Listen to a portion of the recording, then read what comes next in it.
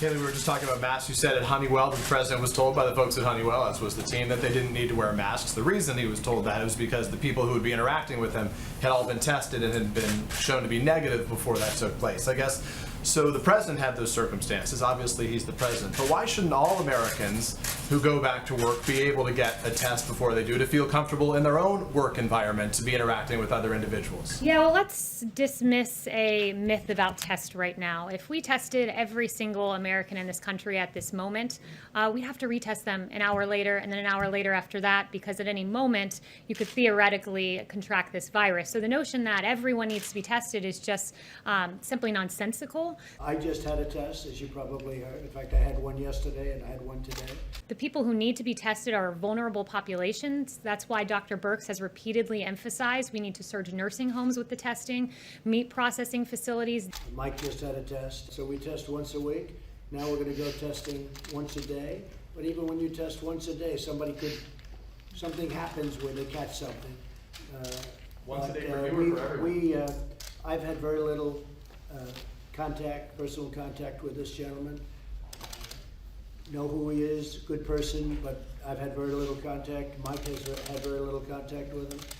But Mike was tested and I was tested. We were both tested. Did it spook him? Or did it be scary? Yeah, it's a little bit strange, but it's one of those things. It's, as I said, I said yesterday, Governor, all people are warriors in this country. Right now, we're all warriors. You're warriors, we're warriors. You can be with somebody, everything's fine, and then something happens to that person, and all of a sudden, test positive. And we're all warriors together. I am, you are, we all are. It's what we were saying before. It shows that testing, and we have the best tests in the world. But what happens in between when you got tested and just a couple of days later? So in this case, there were a number of days missed, and it was a long weekend and things, and so you never know.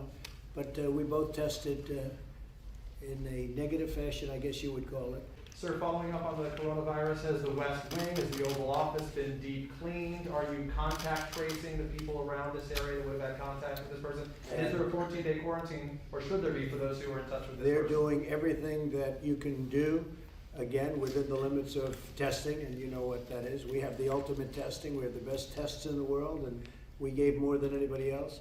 But I've always said testing is somewhat overrated, because what happens after somebody takes a test? What's going on there? And Mike was just saying the word essential workers, and as you know, essential workers are immune from that. Mike, do you want to maybe mention that? Well, from the CDC guidelines, it's been very clear that from the beginning of this outbreak, for anyone that comes into contact with someone with coronavirus, we early on recommended that people self-quarantine. That recommendation, of course, was before we had done, at this point, some 7.7 million tests around the country, and states like Texas are distributing tests very quickly to people that either have symptoms or are suspected to possibly have contracted the coronavirus. But with regard to essential workers, the President referred to, we've always had an exception. People to keep food on the table, people that are involved in public safety, most especially healthcare workers. We've asked them to continue to go to work by taking other countermeasures, including testing to ensure that they've not contracted the disease.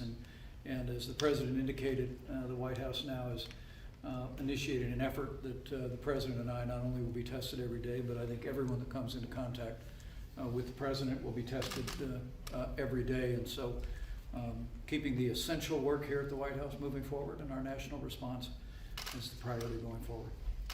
And the big thing is we've been